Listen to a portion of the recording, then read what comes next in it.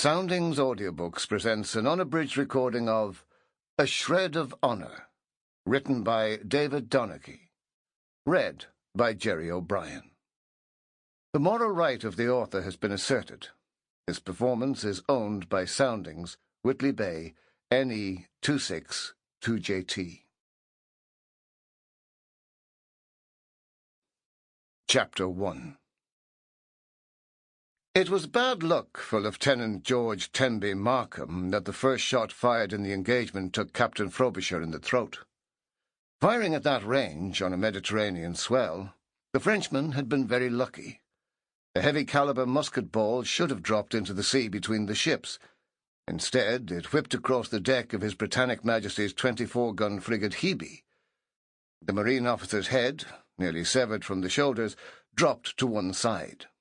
A great gush of bright red froth erupted from the devastated artery, covering everyone who stood close to him in a layer of foaming blood. "Get that off my quarterdeck!" shouted Captain Delisle, as though the body were no more than awful. "Mr. Markham, you will replace Mr. Frobisher in command of the marine detachment. I intend to lay the ship alongside the enemy, fire off a broadside, and board in the smoke."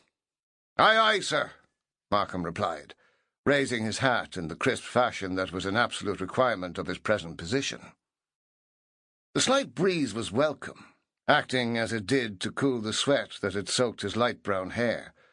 The trickle of sweat that ran down the hollow of his spine seemed continuous. The desire to throw off his heavy red uniform coat was overwhelming. Inwardly, he was troubled by all manner of conflicting emotions. An army officer, his grasp of marine tactics was near to zero, something Frobisher had failed to redress, and Hebe's complement was a mixture that approximated to oil and water. Half no-hopers from his regiment, the remainder Marines who didn't know or like him. Could he command them at all? And even if they obeyed, what was he supposed to tell them? A sudden piercing scream, a dark shape on the edge of his vision, made him duck involuntarily. The body of the falling seaman stretched the nettings above his head, the victim nearly impaling himself on one of his soldiers' bayonets. But the fellow bounced up again, his body twisting in desperation as the force of his own momentum threw him over the side into the sea. "A little return fire with musketry might be of advantage, Markham," snapped Delisle. "Otherwise I'll have no topmen."